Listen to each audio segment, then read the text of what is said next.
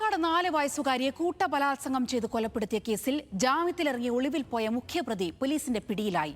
Police പിടിവിട്ട പുള്ളികളായി പ്രഖ്യാപിച്ച സുരേഷാണ് തമിഴ്നാട്ടിൽ നിന്ന് പിടിയിലായത്. 6 വർഷത്തിന് ശേഷമാണ് പ്രതിയെ പിടികൂടുന്നത്.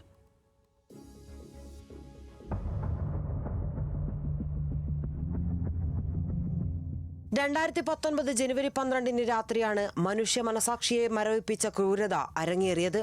വെറും 4 വയസ്സ് മാത്രം പ്രായമുള്ള കുരുന്നിനെയാണ് പ്രതികൾ ക്രൂരമായ ബലാത്സംഗത്തിന് ഇരയാക്കിയ ശേഷം കൊലപ്പെടുത്തിയത്.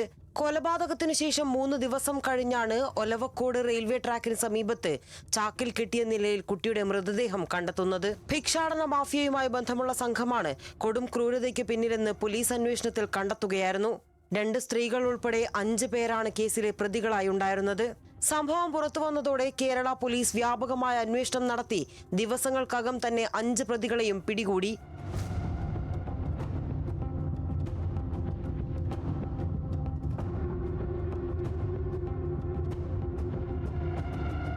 തുടർന്ന് നടന്ന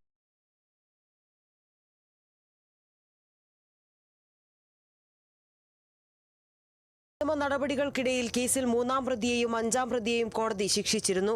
എന്നാൽ കേസിലെ 1ഉം 2ഉം 4ഉം പ്രതികളായ സുരേഷും ഭാര്യയും മറ്റൊരു പ്രതിയായ പടയപ്പയും കോടതിയിൽ നിന്ന് ജാമ്യത്തിൽ ഇറങ്ങിയ ശേഷം ഒളിവിൽ പോവുകയായിരുന്നു. തുടർന്ന് ഇവർക്കായി ലുക്കൌട്ട് നോട്ടീസും മറ്റന്വേഷണങ്ങളും വ്യാപിപ്പിച്ച പോലീസ് 2020 പ്രതികളെ പിടികിട്ടാപ്പുള്ളികളായി ഔദ്യോഗികമായി പ്രഖ്യാപിച്ചു. വർഷങ്ങളായി കേരളത്തിലും ഇതര സംസ്ഥാനങ്ങളിലുമായി മാറി മാറി ഒളിവിൽ കഴിയുകയായിരുന്നു ഇവർ.